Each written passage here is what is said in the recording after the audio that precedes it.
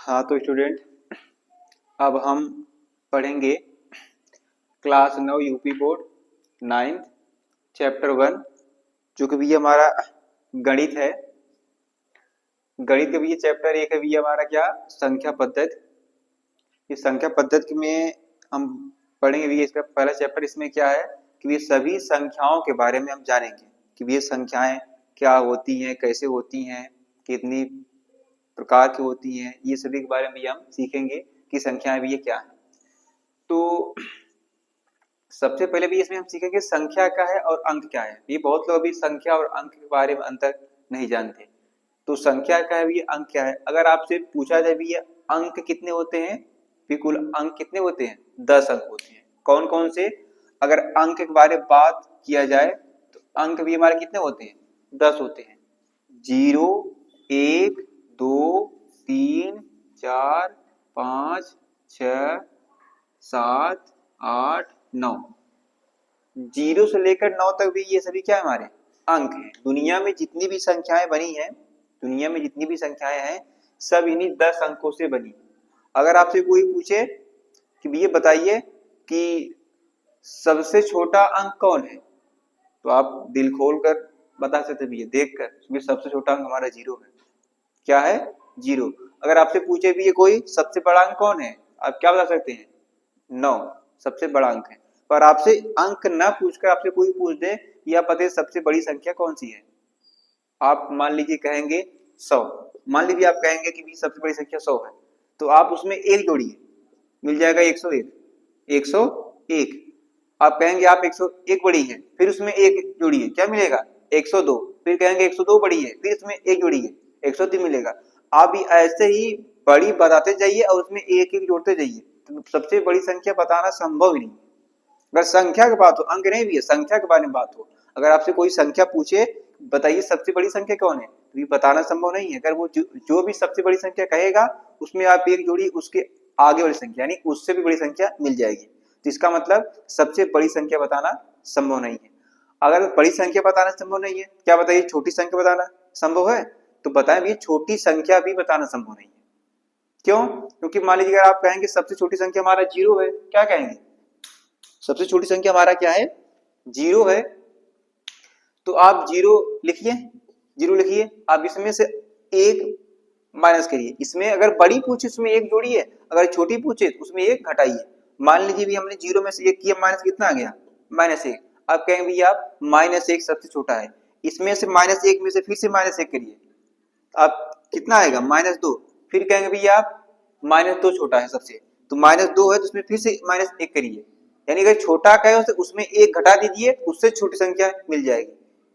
तो सबसे छोटी संख्या बताना वो भी संभव नहीं है, और सबसे बड़ी संख्या बताना वो भी संभव नहीं है। अगर कोई अंक पूछे तो अंक हम बता सकते भैया सबसे छोटा अंक हमारा 0 है, सबसे बड़ा अंक हमारा क्या है, 9 है ना। इसीलिए भी जब कोई अगर पूछता है भी ये सबसे बड़ी संख्या कौन सी है, तो हम क्या कहते हैं, 9 में लेते हैं। अगर पूछे एक अंक सबसे बड़ी संख्या क्या कहते हैं, 9। 2 अंक पूछे तो 99, 3 के पूछे 999, मतलब उसमें 9 लेते हैं।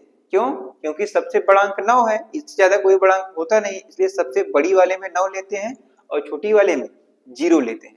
अगर पूछे एक अंक की सबसे छोटी संख्या, तो ऐसे होता है 1, पर ये 0 भी हमारा अंक है, 0 भी हमारा अंक है। तो अगर पूछे भी सबसे छोटी संख्या क्या होता है, 1। अगर पूछे ये दो अंक की सबसे बड़ी संख्या तो 99। अब पूछ दिए सबसे 2 अंकों की सबसे छोटी संख्या, क्या कहेंगे, 10। अगर पूछे 3 अंकों की सबसे बड़ी संख्या तो 9999। अगर पूछे 3 अंकों की सबसे छोटी संख्या तो क्या करेंगे, 1 2 3 100।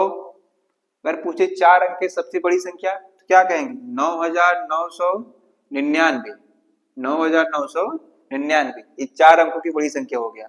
अगर पूछे 4 अंकों की सबसे छोटी संख्या तो क्या कहेंगे, 1000। इसका मतलब अगर हमें सबसे बड़ी संख्या पूछे, जिसकी भी बड़ी संख्या पूछे, जैसे 4 की बड़ी संख्या पूछा तो 4 ठो 9 लिख दो, सबसे बड़ी संख्या मिल गई। अगर छोटी संख्या पूछे तो 1000 है, क्या है, 1000, 4 अंकों की। तो ये कैसे मालूम हुआ, किसी भी संख्या का अगर आप छोटी संख्या निकालना चाहे तो कैसे निकालेंगे। मान लीजिए हमसे पूछ दिया कि 5 अंकों की सबसे छोटी संख्या बताइए। क्या बताइए? 5 अंकों की सबसे छोटी संख्या। तो 5 अंकों की पूछा है, 5 में से एक कम करिए, एक घटाइए, 5 में से एक घटाइए, 5 में से एक घटाएंगे तो कितना आएगा? 4। क्या आएगा? 4। तो एक लिखकर 4 जीरो लिख दो, एक लिखकर 4 जीरो लिख दो। 5 अंकों की सबसे छोटी संख्या हो गया। अगर आपसे पूछे 6 अंकों की सबसे छोटी संख्या, तो 6 में से एक घटाइए, कितना आएगा? 5। तो एक लिखकर उसमें 5 जीरो लिख दीजिए। मतलब जिसकी भी सबसे छोटी संख्या पूछे उसमें से एक घटाइए, एक घटाने के बाद उतना जीरो लगा दीजिए, वो सबसे छोटी संख्या मिल जाएगी। और अगर बड़ी संख्या पूछे तो जितना भी जिस संख्या का बड़ी संख्या पूछ रहा है उसमें उतना 9 लिख दो, उसकी सबसे बड़ी संख्या मिल जाएगी। तो ये बात हमारी हो गई संख्या और अंक का। अगर बताएं भैया कि सबसे मतलब जैसे लिख दिए 10, अब बताइए ये संख्या है कि अंक? तो देखा जाए जो हमारे संख्याएं होती है वो अंकों की समूह होती है, वो 2 या 2 से अधिक अंकों से बनी होती है। यहाँ पर देखा जाए 1 और 0 2 अंक से मिलकर बनी है, ये हमारी संख्या होती है। 10 के नीचे 10 से 0 तक आएंगे वो हमारी क्या होगी भैया? अंक होगा। और 10 से ऊपर जाएंगे, 10 लेकर 10 से ऊपर जाएंगे तो वो सभी हमारी क्या होंगी? संख्याएं होंगी। अगर इसमें कामा लगा दें तो 1 और 0 ये हमारा अंक हो गया, अगर कामा हटा दें ये हमारा क्या हो गया? संख्या होगी। मतलब संख्या क्या है? अंकों का समूह है। और अंक क्या है? अंक एक अलग है, अंक एक अलग है, वो अकेले रहता है। तो भी ये बात होगी हमारी संख्या और अंक पर। अब इसमें भी यह तो जरा आगे बढ़ा जाए तो भी इसमें हम सीखेंगे सबसे पहले कि पूर्णांक संख्या। क्या सीखेंगे? पूर्णांक संख्या। पूर्णांक संख्या क्या होता है? चलिए भी पहला हेडिंग हमारा होता है पूर्णांक संख्या। पूर्णांक संख्या, पूर्णांक संख्या भी ये होता है अंग्रेजी इंटीगर्स। Integers, integers. पूर्णांक के बारे में बात किया जाए, पूर्णांक की परिभाषा ये होगी कि जितनी भी धनात्मक संख्या होती है, जितनी भी ऋणात्मक संख्या होती है और शून्य को लेकर, धनात्मक ऋणात्मक शून्य को लेकर सभी संख्या क्या होती है? पूर्णांक संख्या होती है। बशर्ते पूर्णांक संख्या में बटे में ना होना चाहिए, करणी में ना होना चाहिए, दशमलव में ना होना चाहिए। क्यों? क्योंकि अगर जो हमारा पूर्णांक लिखा है, क्या लिखा है? पूर्णांक लिखा है, अगर इसका हम संधि करें तो देखा जाए क्या होता है? इसका संधि होता है पूर्ण प्लस अंक। क्या होगा? पूर्ण प्लस अंक। पूर्ण मतलब पूरा, अंक मतलब कोई अंक होगा या संख्या होगी, जो मान लीजिए। तो जो भी हमारी संख्या होगी, अंक होगा, वो पूरा का पूरा होगा। अगर बटे में है, भिन्न में है तो वो पूरा संख्या नहीं होती। अगर दशमलव में है तो वो भी पूरी संख्या नहीं होती। अगर करनी के अंदर है, वर्गमूल के रूप में है तो वो भी पूरा संख्या नहीं होती। तो मतलब इसमें जो बटे में है, परिमेय संख्या है, अपरिमेय संख्या है, दशमलव, करणी, इन सभी को छोड़कर बाकी जो धनात्मक, ऋणात्मक और शून्य सहित जो संख्या होती हैं उनको हम क्या कहते हैं? पूर्णांक संख्या कहते हैं। चलिए भैया इनकी परिभाषा लिख लिया जाए। परिभाषा क्या होगा इसका? परिभाषा ये होगा कि धनात्मक, ऋणात्मक, धनात्मक, ऋणात्मक,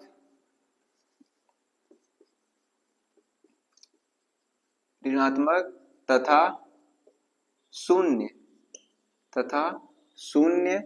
सहित संख्याओं को,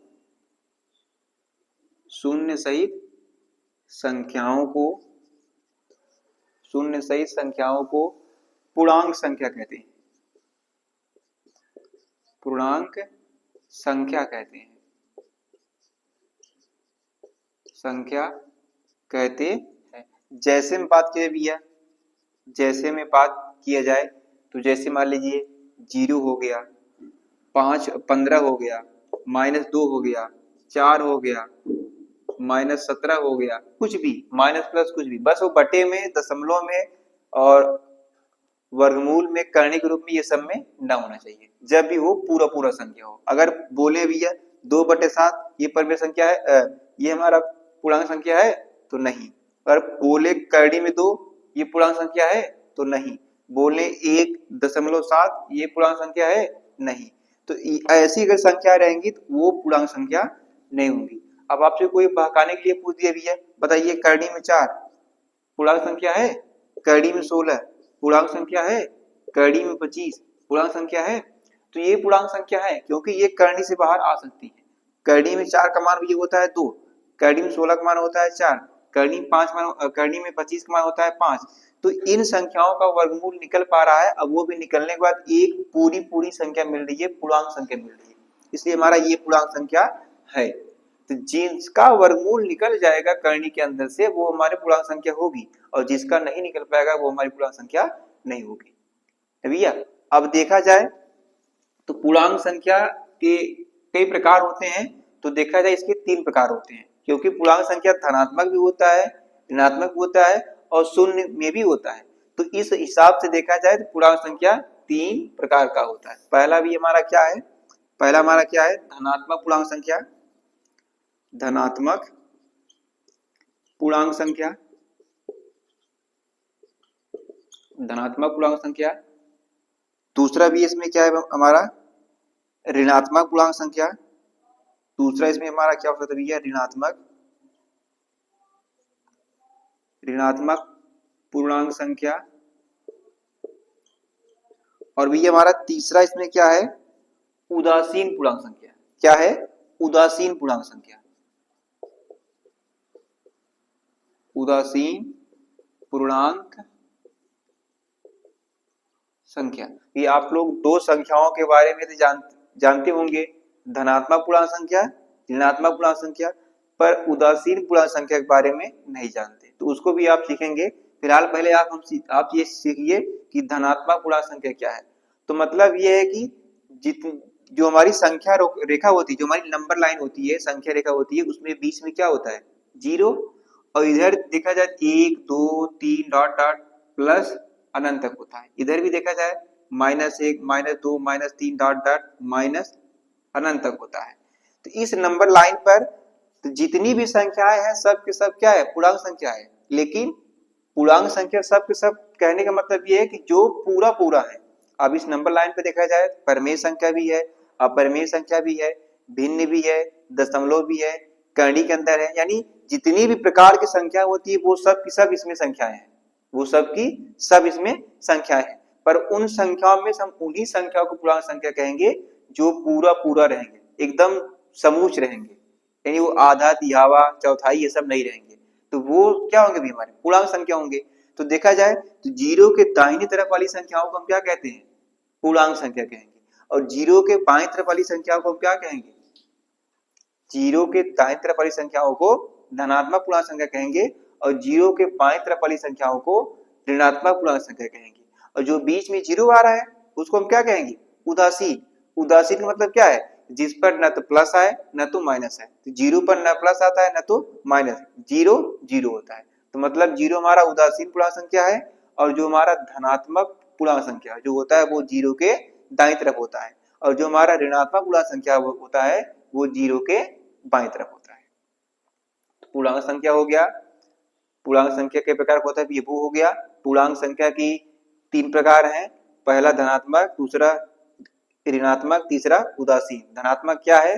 जो शून्य के दाईं तरफ होगा उसको धनात्मक पूर्णांक संख्या, जो शून्य के बाईं तरफ होगा उसको ऋणात्मक पूर्णांक संख्या, और स्वयं शून्य को अब क्या कहेंगे? उदासीन पूर्णांक संख्या कहेंगे। आप इसका परिभाषा भी लिख सकते हैं कि जो दाईं तरफ होगा उसको धनात्मक पूर्णांक संख्या, जो बाईं तरफ होगा ऋणात्मक पूर्णांक संख्या, और जो शून्य होगा वो उदासीन।